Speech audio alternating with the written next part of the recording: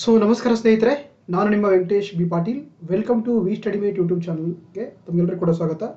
So ಯಾರೆಲ್ಲ ನನ್ನ ಚಾನಲನ್ನು ಸಬ್ಸ್ಕ್ರೈಬ್ ಮಾಡಿರೋ ದಯವಿಟ್ಟು ವಿ ಸ್ಟಡಿ ಮೇಟ್ ಯೂಟ್ಯೂಬ್ ಚಾನಲ್ನ ಸಬ್ಸ್ಕ್ರೈಬ್ ಮಾಡಿ, ಹಾಗೆ ಬೆಲ್ ಬಟನ್ ಒತ್ತುವ ಮೂಲಕ ಯಾವತ್ತೂ ಕೂಡ ನನ್ನ ಒಂದು ವಿಡಿಯೋಗಳಿಗೆ ನೋಟಿಫೈ ಆಗಿ. ಸೊ ಇವತ್ತು ಮತ್ತೆ ಒಂದು ಕರೆಂಟ್ ಅಫೇರ್ಸ್ ಅಥವಾ ಇಂಪಾರ್ಟೆಂಟ್ ಟಾಪಿಕನ್ನು ಡಿಸ್ಕಸ್ ಮಾಡ್ತಾ ಹೋಗೋಣ. ಸೊ ದಟ್ ಈಸ್ ಟಾಪಿಕ್ ಇದೆ ಎಲೆಕ್ಷನ್ ಸಿಸ್ಟಮಲ್ಲಿ ಬರುವಂಥ ಪದ್ಧತಿಗಳನ್ನು, ಅಂದರೆ ಚುನಾವಣೆ ಪದ್ಧತಿಯಲ್ಲಿ ಬಳಕೆ ಮಾಡುವಂಥ ಎರಡು ಪದ್ಧತಿಗಳನ್ನು ಆ್ಯಕ್ಚುಲಿ ಈ ಒಂದು ಸೆಷನಲ್ಲಿ ಡಿಸ್ಕಸ್ ಮಾಡ್ತಾ ಹೋಗೋಣ. ಅದು ಪ್ರಪೋರ್ಷನಲ್ ರೀಪ್ರೆಸೆಂಟೇಷನ್ ಅಂತ ಕರಿತೀವಿ ನಾವು, ಓಕೆನಾ. ಪ್ರಪೋರ್ಷನಲ್ ರೀಪ್ರೆಸೆಂಟೇಷನ್ ಅಂತ, ಇನ್ನೊಂದು first past the post system ಅಂತ. ಸೊ ಹಾಗಾಗಿ ಭಾರತೀಯ ಚುನಾವಣೆಗಳಲ್ಲಿ ಏನಂದ್ರೆ ನಾವು ಎರಡು ರೀತಿಯ ಚುನಾವಣಾ ವಿಧಾನಗಳನ್ನ ಬಳಸ್ತೀವಿ. ಒಂದು ಪ್ರಪೋರ್ಷನಲ್ ರೀಪ್ರೆಸೆಂಟೇಷನ್ ಅಂತ, ಇನ್ನೊಂದು versus first past the post system ಅಂತ ಎರಡು ಪದ್ಧತಿಗಳನ್ನ ಬಳಸ್ತೀವಿ. ಹಾಗಾಗಿ ಈ ಪ್ರಪೋರ್ಷನಲ್ ರೀಪ್ರೆಸೆಂಟೇಷನ್ ಮತ್ತೆ first past the post system ಇರುವಂತಹ ವ್ಯತ್ಯಾಸಗಳೇನು, ಇದರಿಂದ ಯಾವ ರೀತಿ ಬೆನಿಫಿಟ್ ಆಗುತ್ತೆ ಅಥವಾ ಯಾವುದೇ ರೀತಿ ಲಾಸ್ ಆಗುತ್ತೆ ಅನ್ನೋ ಬಗ್ಗೆ ಇವತ್ತಿನ ಸೆಷನ್ ಅಲ್ಲಿ ಕಂಪ್ಲೀಟ್ ಆಗಿ ಡಿಸ್ಕಸ್ ಮಾಡ್ತಾ ಹೋಗೋಣ. Once again welcome to V study mate ಅಂತ, ಓಕೆನಾ. ಸೊ ಹಾಗಾಗಿ ನಮ್ಮ ದೇಶದಲ್ಲಿ ಆಕ್ಚುಲಿ ಎರಡು ರೀತಿಯ ಚುನಾವಣೆಗಳನ್ನ ನಾವು ಎರಡು ರೀತಿಯ ಚುನಾವಣೆ ಪದ್ಧತಿಗಳನ್ನ ಬಳಕೆ ಮಾಡ್ತೀವಿ. ಒಂದು first past the post system ಅಂತ ಕರೀತಾರೆ, ಇನ್ನೊಂದು ಪ್ರಪೋರ್ಷನಲ್ ರೀಪ್ರೆಸೆಂಟೇಷನ್ ಅಂತ ಕರೀತಾರೆ, ಓಕೆನಾ. ಸೊ ಹಾಗಾಗಿ ಫಸ್ಟ್ ನೋಡ್ತಾ ಹೋಗೋಣ first past the post system ಅಂತ. ಇದನ್ನ ಶಾರ್ಟ್ಕಟ್ ಆಗಿ FPPS ಅಂತ ಕರೀತಾರೆ. So the first past the post system ಅಂತ. ಸೊ ಹಾಗಾದ್ರೆ ಏನು ಈ ಒಂದು ಪದ್ಧತಿಯಲ್ಲಿ ನೋಡ್ತಾ ಹೋಗೋಣ. Actually it is also called the simple majority system ಅಂತ ಕರೀತಾರೆ. ಇದನ್ನ ಸರಳ ಬಹುಮತ ಒಂದು ಪದ್ಧತಿ ಅಂತ ಕೂಡ ಕರೀತಾರೆ, ಅಥವಾ it's also called the first past the post system ಅಂತ ಕರೀತಾರೆ. ಏನಂತಂದ್ರೆ actually it is one type of the electoral system. ಇದನ್ನ ಚುನಾವಣೆಯಲ್ಲಿ ಬಳಸುವಂತ ಒಂದು ಪದ್ಧತಿಯಾಗಿದೆ. ಏನ್ ಮಾಡ್ತಾರೆ ಅಂದ್ರೆ actually in which the candidate with the highest number of the votes in the constituency is declared as a elected ಅಂತ ಕರೀತಾರೆ. ಅಂದ್ರೆ ಟೇಕ್ ಫಾರ್ ಎಕ್ಸಾಂಪಲ್ ನೋಡಿ, ಇಲ್ಲಿ ಏನಂದ್ರೆ ಒಂದು ಕಾನ್ಸ್ಟಿಟ್ಯೂಯೆನ್ಸಿ ಇದೆ ಅನ್ಕೊಳ್ಳೋಣ, ಅದರಲ್ಲಿ 100 ಜನ ಮೆಂಬರ್ಸ್ ಅಂದ್ರೆ 100 ಜನ ವೋಟ್ಸ್ ಇದೆ ಅನ್ಕೊಳ್ಳೋಣ, ಓಕೆ 100 ವೋಟ್ಸ್ ಇದೆ ಅನ್ಕೊಳ್ಳೋಣ. ಇಲ್ಲಿ 3 ಜನ ಕಂಟೆಸ್ಟ್ ಮಾಡ್ತಾ ಇದ್ದಾರೆ, A, ಸೊ B, C ಅಂತ ಕಂಟೆಸ್ಟ್ ಮಾಡ್ತಾ ಇದ್ದಾರೆ. ಸೌದಾ. ಸೊ ಈತ ಏನ್ ಮಾಡಿದಾನೆ, ಒಬ್ಬ ಕ್ಯಾಂಡಿಡೇಟ್ 59 ವೋಟ್ಸ್ ಅನ್ನ ತಗೊಂಡಿದೆ. ಸೌದಾ, 59 ತಗೊಂಡಿದ್ದಾನೆ ಅಥವಾ 50 ತಗೊಂಡಿದ್ದಾನೆ ಅನ್ಕೊಳ್ಳೋಣ. ಸೊ ಈತ ಸೆಕೆಂಡ್ ಒನ್ ಏನ್ ಮಾಡಿದಾನೆ 49 ತಗೊಂಡಿದ್ದಾನೆ ಅನ್ಕೊಂಡ್ರೆ. ಸೊ ಥರ್ಡ್ ಏನ್ ಮಾಡಿದಾನೆ ಓನ್ಲಿ 1 ವೋಟ್ ತಗೊಂಡಿದ್ದಾನೆ. ಸೊ ಹಾಗಾಗಿ ಈ ಮೂರಲ್ಲಿ ಯಾರು ಜಾಸ್ತಿ ವೋಟ್ ತಗೊಂಡಿರ್ತಾರೋ ಅಥವಾ ಹೆಚ್ಚಿನ ವೋಟ್ ಅನ್ನು ತಗೊಂಡಿರ್ತಾರೆ ಅವರನ್ನ ಇಲ್ಲಿ ವಿನ್ನರ್ ಅಂತ ಕನ್ಸಿಡರ್ ಮಾಡ್ತಾರೆ. So that is called the first past the post system ಅಂತ ಕರೀತಾರೆ. ಅಂದ್ರೆ ವಿನ್ನರ್ ಟೇಕ್ಸ್ ದ ಅಂತ ಇರ್ತೀವಿ, ಅಂದ್ರೆ ಇಲ್ಲಿ ಯಾರು ಜಾಸ್ತಿ ವೋಟ್ ತಗೊಳ್ತಾರೆ ಅವರನ್ನ ಇಲ್ಲಿ ಸೊ ವಿನ್ನರ್ ಅಂತೇಳಿ ಕನ್ಸಿಡರೇಷನ್ ಮಾಡ್ತಾರೆ. ಸೊ ಹಾಗಾಗಿ ಈ ಒಂದು ಪದ್ಧತಿಯನ್ನು ನಾವು ಎಲ್ಲಿ ಯೂಸ್ ಮಾಡ್ತಾರೆ ಅಂದ್ರೆ ಉತ್ತರ UK ಅಂದ್ರೆ ಯುನೈಟೆಡ್ ಕಿಂಗ್ಡಮ್ ಅಲ್ಲಿ, ಅಂದ್ರೆ ಬ್ರಿಟನ್ ಅಲ್ಲಿ ಕೂಡ ಈ ಒಂದು ಪದ್ಧತಿಯನ್ನು ಬಳಸ್ತೀವಿ. ಅದೇ ರೀತಿ ನಮ್ಮ ಭಾರತದಲ್ಲಿ ಕೂಡ ನಾವು ಈ ಒಂದು ಪದ್ಧತಿಯನ್ನ ಬಳಕೆ ಮಾಡ್ತೀವಿ. ಹಾಗಾಗಿ ಎಲ್ಲಿ ಬಳಸ್ತೀವಿ ಅಂದ್ರೆ ನಾವು ಈ ಒಂದು ಪದ್ಧತಿಯನ್ನ MLA ಎಲೆಕ್ಷನ್ಗಳಲ್ಲಿ, ಹೌದಾ, ಮೆಂಬರ್ ಆಫ್ ಲೆಜಿಸ್ಲೇಟಿವ್ ಎಲೆಕ್ಷನ್ಗಳಲ್ಲಿ, ಅದೇ ರೀತಿ MP ಎಲೆಕ್ಷನ್, ಅದು ಎಸ್ಪೆಷಲಿ ಲೋಕಸಭಾ ಎಲೆಕ್ಷನ್ಗಳಲ್ಲಿ ಕೂಡ ಏನ್ ಮಾಡ್ತೀವಿ, ಈ ಒಂದು ಪದ್ಧತಿಯನ್ನ ಬಳಕೆ ಮಾಡ್ತೀವಿ. ಸೊ ಇಲ್ಲಿ ಏನ್ ಪ್ರಾಬ್ಲಮ್ ಇದೆ ಅಂದ್ರೆ ನೋಡಿ, ಟೇಕ್ ಫಾರ್ ಎಕ್ಸಾಂಪಲ್ ಒಂದು ಫಿಗರ್ ಕೊಟ್ಟಿದ್ದಾರೆ ನಿಮ್ಗೆ ಇಲ್ಲಿ ನೋಡಿ, ಅಂದ್ರೆ ವಿನ್ ಆಗಿರುವಂತ ಕ್ಯಾಂಡಿಡೇಟ್ ಅಂದ್ರೆ ಈ ಒಂದು ಸರ್ಕಲ್ ಇದೆ, ಹೌದಾ, ಸರ್ಕಲ್ ಆದ್ರೆ ಒಂದು ಕಾನ್ಸ್ಟಿಟ್ಯೂನ್ಸಿ ಅನ್ಕೊಳ್ಳೋಣ. ಅದರಲ್ಲಿ ಆತ 32% ವೋಟ್ಸ್ ತಗೊಂಡು ಏನ್ ಮಾಡಿದಾರೆ, ವಿನ್ ಆಗಿದ್ರೆ. ಉಳಿದಂತವ್ರು ಏನ್ ಮಾಡಿದ್ದಾರೆ ಅಂದ್ರೆ ಅವರೆಲ್ಲರೂ ಕೂಡ 68% ವೋಟ್ ತಗೊಂಡಿದ್ದಾರೆ. ಬಟ್ ಅದ್ರ ವಿನ್ನರ್ ಅನ್ನ ಯಾರು ಕನ್ಸಿಡರೇಷನ್ ಮಾಡಿದ್ದಾರೆ, ಈತನನ್ನ ವಿನ್ನರ್ ಅಂತ ಮಾಡಿದ್ದಾರೆ. ಸೊ ಹಾಗಾಗಿ ಅದಕ್ಕೆ ಕೂಡ ಸಾಕಷ್ಟು ಒಂದು ಪ್ರಾಬ್ಲಮ್ಸ್ ಇರುವಂತದ್ದು. ಅದನ್ನ ಮುಂದಿನ ಸ್ಲೈಡ್ಗಳಲ್ಲಿ ಡಿಸ್ಕಸ್ ಮಾಡ್ತಾ ಹೋಗೋಣ. That is the first past the post system ಅಂತ, ಓಕೆ. ನೆಕ್ಸ್ಟ್ ಒನ್ ಇದೆ ಪ್ರಪೋರ್ಷನಲ್ ರೀಪ್ರೆಸೆಂಟೇಷನ್ ಅಂತ ಕರೀತಾರೆ, ಹೌದಾ. ಅಂದ್ರೆ ಇದು ಕೂಡ ನಮ್ಮ ದೇಶದಲ್ಲಿ ಬಳಸುವಂತ ಒಂದು ಸೆಕೆಂಡ್ ಆಗಿರುವ ಬಳಸುವಂತ ಒಂದು ಪದ್ಧತಿಯನ್ನು ನಾವು ಪ್ರಪೋರ್ಷನಲ್ ರೀಪ್ರೆಸೆಂಟೇಷನ್ ಎಲೆಕ್ಷನ್ ಸಿಸ್ಟಮ್ ಅಂತ ಕರೀತಾರೆ. So it is also called the single transferable voting system ಅಂತ ಕೂಡ ಕರೀತಾರೆ. ಸೊ ಹೌದಾ, ಏನ್ ಹೇಳುತ್ತೆ ಅಂದ್ರೆ ಇಲ್ಲಿ an electoral system where the parties are awarded and number of seats in a proportion to the percentage of the votes each issued ಅಂತ ಕರಿತೀವಿ ನಾವು. ಅಂದ್ರೆ ಇಲ್ಲಿ ಯಾವುದೇ ಒಬ್ಬ ವ್ಯಕ್ತಿ ವಿನ್ ಆಗಬೇಕಾದ್ರೆ ಆತ ಕಡ್ಡಾಯವಾಗಿ ಮೋರ್ ದೆನ್ 50% ಆಫ್ ವೋಟ್ ತಗೊಳ್ಳೇಬೇಕು, ಹೌದಾ. ಮತ್ತೇನಂದ್ರೆ ನಾವು ಸಾಮಾನ್ಯವಾಗಿ ಈ ಪ್ರಪೋರ್ಷನಲ್ ರೀಪ್ರೆಸೆಂಟೇಷನ್ ಚುನಾವಣೆಯಲ್ಲಿ ವೋಟ್ ಅನ್ನ ಕ್ಯಾಂಡಿಡೇಟ್ಗೆ ಹಾಕಂಗಿಲ್ಲ, ಅಭ್ಯರ್ಥಿ ವೋಟ್ ಹಾಕಲ್ಲ. ಯಾರಿಗೆ ವೋಟ್ ಹಾಕ್ತಿವಿ, ಪಾರ್ಟಿಗೆ ನಾವು ಪಾರ್ಟಿ ವೋಟ್ ಬಿಡಬೇಕಾಗುತ್ತೆ. ಏನ್ ಮಾಡ್ತಾರೆ ಇಲ್ಲಿ ನಾವು ಪಾರ್ಟಿಗಳಿಗೆ ಅಂದ್ರೆ ಆ ಪಕ್ಷಗಳಿಗೆ ಮತವನ್ನು ನೀಡಬೇಕಾಗುತ್ತೆ, ಯಾವುದೇ ಕ್ಯಾಂಡಿಡೇಟ್ಗೆ ಹಾಕಕ್ಕಾಗಲ್ಲ. ಸೊ ಅರ್ಥ ಆಯ್ತಾ. That is called the proportional representation system ಅಂತ ಕರೀತಾರೆ. ಇದನ್ನ ಸಿಂಗಲ್ ಟ್ರಾನ್ಸ್ಫರಬಲ್ ವೋಟಿಂಗ್ ಸಿಸ್ಟಮ್ ಅಂತ ಕರೀತಾರೆ. ಇದನ್ನ ಸಾಮಾನ್ಯವಾಗಿ ಇಸ್ರೇಲ್ ಅಲ್ಲಿ ಬಳಕೆ ಮಾಡ್ತಾರೆ, ಅದೇ ರೀತಿ ನೆದರ್ಲ್ಯಾಂಡ್ಸ್ ಅಲ್ಲಿ ಬಳಕೆ ಮಾಡ್ತಾರೆ. ಜೊತೆಗೆ ನಮ್ಮ ಇಂಡಿಯಾದಲ್ಲಿ ಕೂಡ ಈ ಒಂದು ಪದ್ಧತಿಯನ್ನು ನಾವು ಬಳಕೆ ಮಾಡ್ತೀವಿ. ಎಲ್ಲಿ ಬಳಕೆ ಮಾಡ್ತೀವಿ ಅಂದ್ರೆ ಅದು ಪ್ರೆಸಿಡೆಂಟ್ ಆಫ್ ಇಂಡಿಯಾ ಎಲೆಕ್ಷನ್ಸ್ ಅಲ್ಲಿ ಈ ಒಂದು ಪದ್ಧತಿನ ಬಳಕೆ ಮಾಡ್ತೀವಿ. ಅದೇ ರೀತಿ ಉಪರಾಷ್ಟ್ರಪತಿಯವರ ಎಲೆಕ್ಷನ್ಸ್ ಕೂಡ ಈ ಒಂದು ಪದ್ಧತಿನ ಬಳಕೆ ಮಾಡ್ತೀವಿ. That is called the proportional representation election system ಅಂತ ಕರೀತಾರೆ. ಅರ್ಥ ಆಯ್ತಲ್ಲ. ಒಂದು first past the post system ಅಂತ, ಇನ್ನೊಂದು ಪ್ರಪೋರ್ಷನಲ್ ರೀಪ್ರೆಸೆಂಟೇಷನ್ ಸಿಸ್ಟಮ್ ಅಂತ. ಸೊ ಹಾಗಾದ್ರೆ ಇವೆರಡರ ಮಧ್ಯೆ ಇರುವಂತಹ ಡಿಫರೆನ್ಸ್ ಗಳೇನಂತ ನೋಡಿದ್ರೆ ನಿಮಗೆ ಕ್ಲಾರಿಫೈ ಆಗುತ್ತೆ. ತುಂಬಾ ಅಂದ್ರೆ ಒಂದು ಯಾವುದೇ ರೀತಿ ಕನ್ಫ್ಯೂಸ್ ಇರಂಗಿಲ್ಲ. ಹಾಗಾಗಿ ಡಿಫರೆನ್ಸ್ ನೋಡ್ತಾ ಹೋಗೋಣ. First past the post system ಮಧ್ಯೆ ಮತ್ತೆ ಪ್ರಪೋರ್ಷನಲ್ ರೀಪ್ರೆಸೆಂಟೇಷನ್ ಅಂತ ಮಧ್ಯೆ ಅಂತ. ಸೊ ಹಾಗಾಗಿ ಇಲ್ಲಿ ನೋಡಿ ಈ ಫಸ್ಟ್ ಪಾಸ್ಟ್ ದ ಪೋಸ್ಟಮ್ ಇದೆಯಲ್ಲ ಇದೇನಂದ್ರೆ the country is divide into small geographical units ಅಂತ ಕರಿತೀವಿ, ಅದನ್ನ ನಾವು ಕಾನ್ಸ್ಟಿಟ್ಯೂಯೆನ್ಸಿ ಅಂತ ಕರೀತಾರೆ. ಅರ್ಥ ಆಯ್ತಾ? ಅಂದ್ರೆ ಕ್ಷೇತ್ರಗಳು, ವಿಧಾನಸಭಾ ಕ್ಷೇತ್ರಗಳನ್ನು ಕರಿತೀವಿ. ಅದೇ ರೀತಿ ಲೋಕಸಭಾ ಕ್ಷೇತ್ರಗಳಂತ ಏನ್ ಮಾಡ್ತಾರೆ, ಇಡೀ ಒಂದು ಜಿಯೋಗ್ರಫಿಕಲ್ ಯೂನಿಟ್ಸ್ ಏನ್ ಮಾಡ್ತಾರೆ, ಇಲ್ಲಿ ಕ್ಷೇತ್ರಗಳಾಗಿ ಏನ್ ಮಾಡ್ತಾರೆ, ವಿಂಗಡಣೆ ಮಾಡ್ತಾರೆ. ಮಾಡಿ ಏನಂದ್ರೆ ಅವುಗಳನ್ನ ಮೇ ಬಿ ಡಿಸ್ಟ್ರಿಕ್ಟ್ಸ್ಗಳು ಆಗಿರ್ಬೋದು. ಸೊ ಹಾಗಾಗಿ ನಮ್ಮ ದೇಶದಲ್ಲಿ ಅಂದ್ರೆ ಟೋಟಲ್ ಆಗಿ ಎಂ ಎಲ್ ಎ MP ತಗೊಂಡಾಗ ಎಷ್ಟಾಗುತ್ತೆ, ಟೋಟಲ್ ಆಗಿ 543 ಕಾನ್ಸ್ಟಿಟ್ಯೂಯೆನ್ಸಿ ಇದೆ. ಅದೇ ರೀತಿ ನಮ್ಮ ಕರ್ನಾಟಕ ರಾಜ್ಯ ತಗೊಂಡಾಗ 224 ಕಾನ್ಸ್ಟಿಟ್ಯೂಯೆನ್ಸಿ ಇರುವಂತದ್ದು. ಅರ್ಥ ಆಯ್ತಲ್ಲ? ಹಾಗಾಗಿ ಈ ಫಸ್ಟ್ ಪೋಸ್ಟ್ ಏನ್ ಮಾಡ್ತಾರೆ ಅಂದ್ರೆ, ಸೊ ಒಂದು ಜಿಯೋಗ್ರಫಿಕಲ್ ಯೂನಿಟ್ಗಳನ್ನ ಕಾನ್ಸ್ಟಿಟ್ಯೂಯೆನ್ಸಿ ಆಗಿ ಡಿವೈಡ್ ಮಾಡ್ಕೊಂಡು ಅಲ್ಲಿ ವೋಟಿಂಗ್ ಸಿಸ್ಟಮ್ ನ ಕಂಡಕ್ಟ್ ಮಾಡ್ತಾರೆ. ಬಟ್ ಈ ಪ್ರಪೋರ್ಷನಲ್ ಲಿಬರೇಟರಿ ಏನ್ ಮಾಡ್ತಾರೆ ಅಂದ್ರೆ, the entire country may be single constituency ಆಗಿರುತ್ತೆ. ಇಲ್ಲಿ ಇಡೀ ದೇಶವನ್ನೇ ಒಂದೇ ಕ್ಷೇತ್ರ ಅನ್ಕೊಂಡ್ಬಿಡ್ತಾರೆ. ಸೊ ಹಾಗಾಗಿ large geographical areas are demarcated as a constituency ಅಂತ ಕರೀತಾರೆ. ಅಂದ್ರೆ ಇಡೀ ದೇಶವನ್ನೇ ಒಂದೇ ಕಾನ್ಸ್ಟಿಟ್ಯೂಯೆನ್ಸಿ ಅನ್ಕೊಂಡ್ಬಿಡ್ತಾರೆ, ಇಲ್ಲಿ ಒಂದೇ ಕ್ಷೇತ್ರ ಅಂತ ಏನ್ ಮಾಡ್ತಾರೆ, ಇಲ್ಲಿ ಮತವನ್ನ ನಡೆಸ್ತಾರೆ. This is the first difference between the first past the post system and proportional representation ಅಂತ. ಸೆಕೆಂಡ್ ನೋಡಿದ್ರೆ ಈಚ್ ಕಾನ್ಸ್ಟಿಟ್ಯೂಯೆನ್ಸಿ ಎಲೆಕ್ಟ್ಸ್ ಒನ್ ರಿಪ್ರೆಸೆಂಟೇಟಿವ್ ಅಂತ ಕರಿತೀವಿ. ಹೌದಾ? ಅಂದ್ರೆ ಪ್ರತಿಯೊಂದು ಕ್ಷೇತ್ರ ಕೂಡ ಏನಂದ್ರೆ ಒಬ್ಬ ಜನಪ್ರತಿನಿಧಿಯನ್ನ ಇಲ್ಲಿ ಆಯ್ಕೆ ಮಾಡಲಾಗುತ್ತೆ ಅಥವಾ ಚುನಾವಣೆ ಮಾಡ್ಲಿಕ್ಕೆ ಏನ್ ಮಾಡ್ತಾರೆ ಇಲ್ಲಿ, ಸೊ ಆಯ್ಕೆ ಮಾಡ್ಲಿಕ್ಕೆ ಅವಕಾಶ ಇರುತ್ತೆ. ಆದ್ರೆ ಈ ಪ್ರಪೋರ್ಷನಲ್ ರಿಪ್ರೆಸೆಂಟೇಷನ್ ಇದೆಯಲ್ಲ, ಅಲ್ಲಿ ಏನಂದ್ರೆ ಮೋರ್ ದೆನ್ ಒನ್ ರಿಪ್ರೆಸೆಂಟೇಟಿವ್ ಕೂಡ ಇರ್ತಾರೆ ಒಂದು ಕಾನ್ಸ್ಟಿಟ್ಯೂಯೆನ್ಸಿಗೆ. ಅಂದ್ರೆ ಒಂದು ಕ್ಷೇತ್ರದಿಂದ ಏನಂದ್ರೆ ಒಂದಕ್ಕಿಂತ ಹೆಚ್ಚು ಜನರು ಕೂಡ ಆಯ್ಕೆ ಆಗ್ಲಿಕ್ಕೆ ಅವಕಾಶ ಇರುತ್ತೆ ಈ ಒಂದು ಪ್ರಪೋರ್ಷನಲ್ ರಿಪ್ರೆಸೆಂಟೇಟಿವ್ ಸಿಸ್ಟಮ್ ಅಲ್ಲಿ. ಇನ್ನು ಈ ಫಸ್ಟ್ ಪಾಸ್ಟ್ ದ ಪೋಸ್ಟಮ್ ಇದೆಯಲ್ಲ, ಇಲ್ಲಿ ಸಾಮಾನ್ಯವಾಗಿ ಮತವನ್ನು ಯಾರಿಗೆ ಹಾಕ್ತಿವಿ ಅಂತಂದ್ರೆ, so voter votes for the ಕ್ಯಾಂಡಿಡೇಟ್ಗೆ ಹೋಗುತ್ತೆ. ಇಲ್ಲಿ ನಾವು ಏನಂದ್ರೆ ನೇರವಾಗಿ ಯಾವ ವ್ಯಕ್ತಿ, ಯಾವ ಅಭ್ಯರ್ಥಿ ಎಲೆಕ್ಷನ್ ಕಂಟೆಸ್ಟ್ ಮಾಡಿರ್ತಾನೋ ಆತನಿಗೆ ವೋಟಿಂಗ್ ಮಾಡ್ತೀವಿ first past the post system ಅಲ್ಲಿ.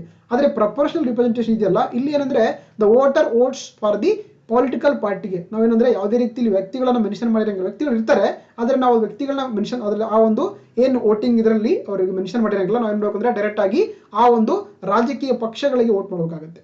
ಸೊ ಅಂದ್ರೆ ಡಿಫರೆನ್ಸ್ ನೋಡಿ, ಫಸ್ಟ್ ಪಾಸ್ಟ್ ಸಿಸ್ಟಮ್ ಅಲ್ಲಿ ನಾವು ಡೈರೆಕ್ಟ್ ಆಗಿ ಆ ವ್ಯಕ್ತಿಗೆ ವೋಟ್ ಹಾಕ್ತೀವಿ, ಬಟ್ ಆದ್ರೆ ಈ ಪ್ರಪೋರ್ಷನಲ್ ರಿಪ್ರೆಸೆಂಟೇಷನ್ ಅಂದ್ರೆ ಸೊ ಇಲ್ಲಿ ಏನಂದ್ರೆ ಪಕ್ಷಕ್ಕೆ ವೋಟ್ ಹಾಕ್ತೀವಿ ಅಂತ. ಅದು ಮೇಜರ್ ಡಿಫರೆನ್ಸ್ ಇರೋದು ಫಸ್ಟ್ ಪಾಸ್ಟ್ ಪೋಸ್ಟ್ ಸಿಸ್ಟಮ್ ಮತ್ತೆ ಪ್ರಪೋರ್ಷನಲ್ ರಿಪ್ರೆಸೆಂಟೇಷನ್ ಮಧ್ಯೆ.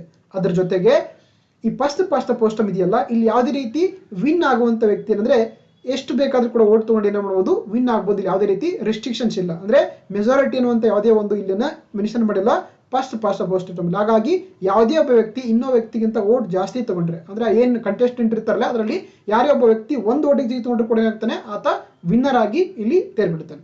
ಬಟ್ ಇದ್ರೆ ಪ್ರಪೋರ್ಷನಲ್ ರಿಪ್ರೆಸೆಂಟೇಷನ್ ಇದೆಯಲ್ಲ, ಅಲ್ಲಿ ಯಾವುದೇ ಒಬ್ಬ ವ್ಯಕ್ತಿ ವಿನ್ ಆಗಬೇಕಾದ್ರೆ ಅದು ಕಡ್ಡಾಯವಾಗಿ ಮೋರ್ ದೆನ್ 50% ವೋಟ್ ತಗೊಳ್ಳೇಬೇಕು. ಅವಾಗಲೇ ಏನಂದ್ರೆ ಅದನ್ನ ಅಂದ್ರೆ ವಿನ್ನಿಂಗ್ ಕ್ಯಾಂಡಿಡೇಟ್ ಅಂತೇಳಿ ಘೋಷಣೆ ಮಾಡ್ತಾರೆ, ಇಲ್ಲಾಂದ್ರೆ ಇಲ್ಲ ಅಂತ. ಬಟ್ ಆದ್ರೆ ಈ ಫಸ್ಟ್ ಪಾಸ್ಟ್ ಪೋಸ್ಟ್ ಸಿಸ್ಟಮ್ ಅಲ್ಲಿ ಯಾವುದೇ ವ್ಯಕ್ತಿ 50% ವೋಟ್ ತಗೊಳ್ಳಿಕ್ಕೆ ಪರವಾಗಿಲ್ಲ, ಒಂದು ವೋಟ್ ಜಾಸ್ತಿ ತಗೊಂಡ್ರೆ ಏನಾಗುತ್ತೆ, ಅದನ್ನ ವಿನ್ನರ್ ಅಂತೇಳಿ ಇಲ್ಲಿ ಸೊ ಡಿಕ್ಲೇರ್ ಮಾಡ್ತಾರೆ first past the post system ಅಲ್ಲಿ, ರೈಟ್?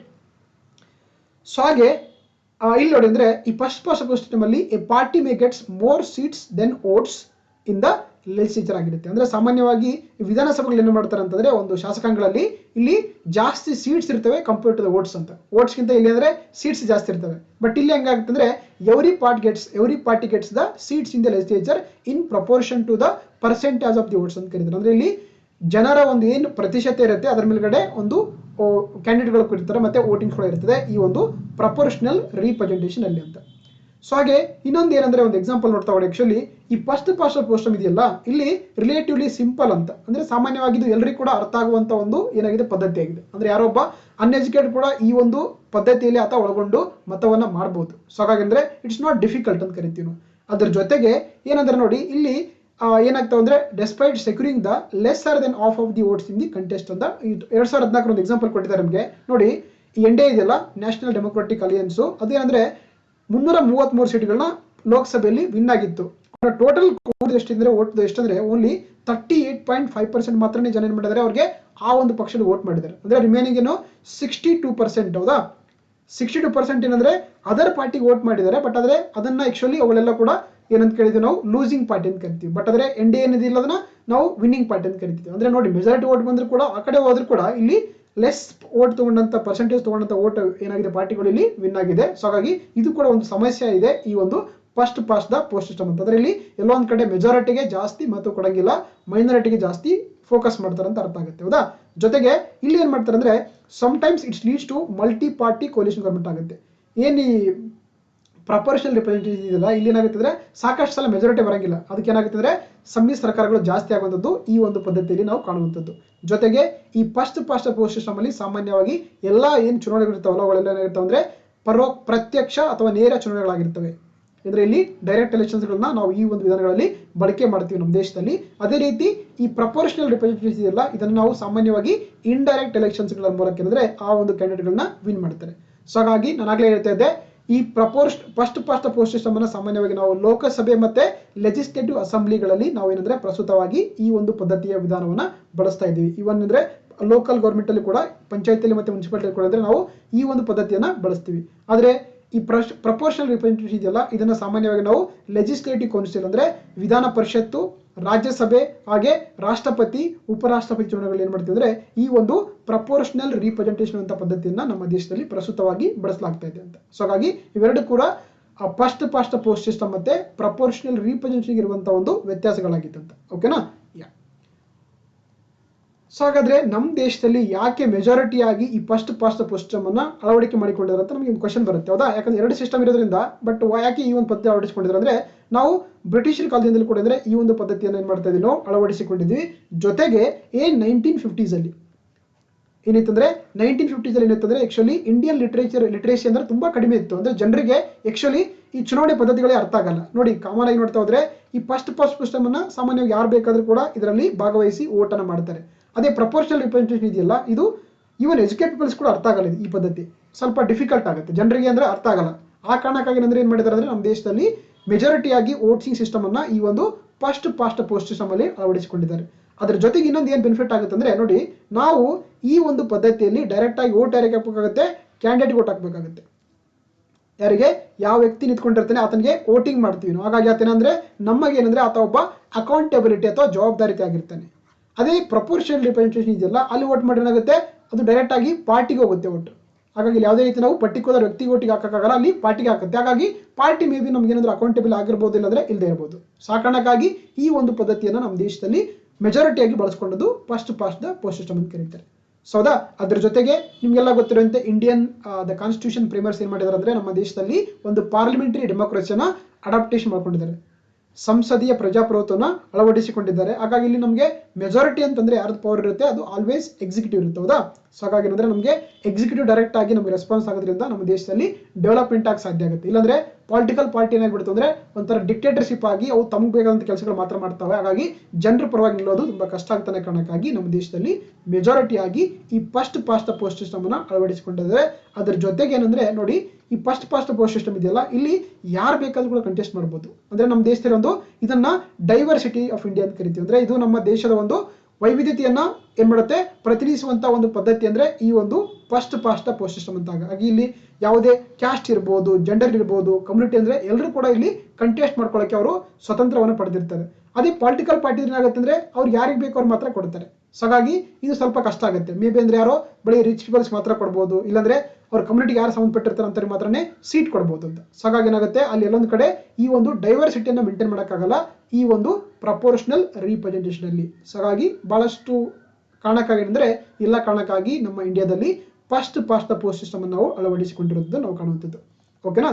ಆದ್ರೆ ಅದ್ರ ಜೊತೆಗೆ ಇದನ್ನೇ ಕೂಡ ಸಾಕಷ್ಟು ಜನ ಬ್ಲೇಮ್ ಮಾಡ್ತಾರೆ. ಈ ಫಸ್ಟ್ ಪಾಸ್ಟ್ ಪೋಸ್ಟ್ ಸಿಸ್ಟಮ್ ಇದೆಯಲ್ಲ, ಇದು ನಮ್ಮ ದೇಶದಲ್ಲಿರುವಂತಹ ಒಂದು ಏನಂದ್ರೆ ಮೆಜಾರಿಟಿಯನ್ನ ಇದು ಇನ್ಫ್ಲೂಯೆನ್ಸ್ ಮಾಡಂಗಿಲ್ಲ, ಎಲ್ಲೊಂದ್ ಕಡೆ ಬರೀ ಮೈನಾರಿಟಿ ಮಾತ್ರನೇ ಮತ ಕೊಡುತ್ತೆ ಅಂತೇಳಿ ಸಾಕಷ್ಟು ಜನ ಇದನ್ನ ಕ್ರಿಟಿಸೈಸ್ ಮಾಡ್ತಾರೆ. ಹಾಗಾಗಿ ಏನ್ ಮಾಡ್ತಾರೆ ಅಂತ ನೋಡ್ತಾ ಹೋಗೋಣ. ಆಕ್ಚುಲಿ ಈ ಫಸ್ಟ್ ಪಾಸ್ಟ್ ಪೋಸ್ಟ್ ಸಿಸ್ಟಮ್ ಇದೆಯಲ್ಲ, ಇದೇನಾಗುತ್ತೆ ಅಂದ್ರೆ ಆಕ್ಚುಲಿ ತುಂಬಾ poorly reflected in the distribution sheets ಅಂತ ಕರಿತೀನಿ. ಅಂದ್ರೆ ಬಹಳಷ್ಟು ಜನ ಏನ್ ಮಾಡ್ತಾರೆ ಅಂದ್ರೆ ಕೇವಲ ಕಡಿಮೆ ಓಟ್ ತಗೊಂಡ್ರು ಕೂಡ ಆಗುತ್ತೆ. ನೋಡಿ, ಆಗ್ಲೇ ಎಕ್ಸಾಮ್ ಹೇಳ್ತಾ ನಿಮಗೆ, ಎ ವ್ಯಕ್ತಿ ಇದ್ದಾನೆ, ಆತ 30% ಓಟ್ ತಗೊಂಡು ಏನ್ ಮಾಡಿದಾನೆ, ವಿನ್ ಆಗಿದ್ದಾನೆ. ಆದ್ರೆ ಉಳಿದಂತ ಬಿ ಸಿ ಡಿ ಇದೆಯಲ್ಲ, ಅವ್ರು ಏನಂದ್ರೆ 62% ಓಟ್ ತಗೊಂಡಿದ್ದಾರೆ. ಆದ್ರೂ ಕೂಡ ಅವ್ರು ಏನಾಗಿದ್ದಾರೆ ಅಂದ್ರೆ ಇಲ್ಲಿ ನಮ್ಮ ದೇಶದಲ್ಲ ಆ ಒಂದು ಕಾನ್ಸ್ಟಿಟ್ಯೂಯೆನ್ಸಿ ಅಲ್ಲಿ ಲೂಸ್ ಆಗಿದ್ದಾರೆ. ಅಂದ್ರೆ ಇಲ್ಲಿ ಕೇವಲ ಮೈನಾರಿಟಿ ಪೀಪಲ್ಸ್ ಮಾತ್ರ, ಮೈನಾರಿಟಿ ಓಟ್ಸ್ಗೆ ಮಾತ್ರ ನಾವು ಮಹತ್ವ ಕೊಡ್ತಾ ಇದೀವಿ, ಮೆಜಾರಿಟಿ ಓಟ್ಸ್ಗಳಿಗೆ ನಾವು ಮಹತ್ವ ಕೊಡ್ತಿಲ್ಲ ಅಂತ ಅರ್ಥ ಆಗುತ್ತೆ ಅಂತ ಹೇಳ್ಬೋದು. ಹಾಗಾಗಿ ಇಲ್ಲೊಂದ್ ಕಡೆ there is a distribution problems ಕೊಟ್ಟಿರುವಂತದ್ದು. ಅದ್ರ ಜೊತೆಗೆ ನೋಡಿ ಏನಂದ್ರೆ, ಈ ಲೋಕಸಭಾ ಇತ್ತಲ್ಲ 1984 ನಡೆದ ಎಲೆಕ್ಷನ್ಸ್ ಅಲ್ಲಿ ನೋಡಿ, 4/5 ಆಫ್ ದಿ ಲೋಕಸಭಾ ಸೀಟ್ಸ್ ಅಂದ್ರೆ ಮೋರ್ ದನ್ 80% ಏನ್ ಸೀಟ್ಸ್ ಇದೆಯಲ್ಲ ಅದರಲ್ಲಿ ಪಡೆದದ್ದು ಕಾಂಗ್ರೆಸ್ ಆಗಿತ್ತು. ಬಟ್ ವೋಟಿಂಗ್ ನೋಡ್ತಾ ಹೋದ್ರೆ ಕೇವಲ 45% ಇದೆ. ಅಂದ್ರೆ ಉಳಿದಂತ 52% ಓಟ್ ಏನಾಗಿದೆ ಬೇರೆ ಪಕ್ಷಗಳಿಗೆ ಬಂದಿದೆ, ಆದರೆ ಇಲ್ಲಿ ವಿನ್ ಆಗಿದ್ದು ಕಾಂಗ್ರೆಸ್ ಆಗಿದೆ ಅಂತ. ಸೊ ಹಾಗಾಗಿ ಇಲ್ಲಿ ಮೈನಾರಿಟಿಗೆ ಜಾಸ್ತಿ ಮತ ಕೊಟ್ಟಂಗಾಯಿತು, ಬಟ್ ಮೆಜಾರಿಟಿಗೆ ಮತ ಕೊಟ್ಟಿಲ್ಲ ಅಂತೇಳಿ ಕೂಡ ಸಾಕಷ್ಟು ಜನ ಬ್ಲೇಮ್ ಮಾಡ್ತಾರೆ. ಅದ್ರ ಜೊತೆಗೆ ಏನಂದ್ರೆ ಒಂದು ಕಮಿಟಿ ಬರುತ್ತೆ, ಲಾ ಕಮಿಷನ್ ಆಫ್ ಇಂಡಿಯಾ ಬರುತ್ತೆ 170ನೇ ರಿಪೋರ್ಟ್ ಅಲ್ಲಿ. ಸೊ ಇದನ್ನ ಅಧ್ಯಕ್ಷರಾಗಿರುವಂತಹ ಜಸ್ಟಿಸ್ BP ಜೀವನ್ ರೆಡ್ಡಿ ಅವರು ಏನ್ ಮಾಡ್ತಾರೆ, ಒಂದು ಸಜೆಷನ್ ಕೊಡ್ತಾರೆ ಅಂದ್ರೆ ಅಪ್ರಾಕ್ಸಿಮೇಟ್ಲಿ 70% ಇದೆಯಲ್ಲ, ಅಂದ್ರೆ deputed candidates including the independents ಆಗ್ತಾ ಇದ್ದಾರೆ. ಅಂದ್ರೆ ನಮ್ಮ ದೇಶದಲ್ಲಿ ಜಾಸ್ತಿ ಪರ್ಸೆಂಟ್ ಓಟ್ ತಗೊಂಡ್ರು ಕೂಡ ಲೂಸ್ ಆಗ್ತಾ ಇದ್ದಾರೆ, ಕಡಿಮೆ ಓಟ್ ತಗೊಂಡ್ರು ಕೂಡ ಏನಾಗ್ತಾರೆ ನಮ್ಮ ದೇಶದಲ್ಲಿ ವಿನ್ ಆಗ್ತದೆ. ಹಾಗಾಗಿ ಇಟ್ ಈಸ್ ನಾಟ್ ಪ್ಯೂರ್ ಅಂತ, ಇದು ಒಂದು ಡೆಮೋಕ್ರಸಿಗೆ ಒಳ್ಳೇದಲ್ಲ ಅಂತ ಹೇಳಿ ಮಾಡ್ತಾರೆ. ಅವರು ಕೂಡ ಸಾಕಷ್ಟು ಸಲ ಸರ್ಕಾರಕ್ಕೆ ಸಜೆಷನ್ ಕೊಟ್ಟಿದ್ದಾರೆ ಅಂಡರ್ ದ ಈ ಒಂದು ಲಾ ಕಮಿಷನ್ ಆಫ್ ಇಂಡಿಯಾ ಒಂದು ರಿಪೋರ್ಟ್ ಅಲ್ಲಿ. ಓಕೆನಾ? ಸೊ ಹಾಗಾಗಿ ಇದಿಷ್ಟು ಟಾಪಿಕ್ ಆಗಿದೆ. So that is the difference between the first past the post system and proportional representation ಅಂತ. Okay, thank you once again, all the best, thank you.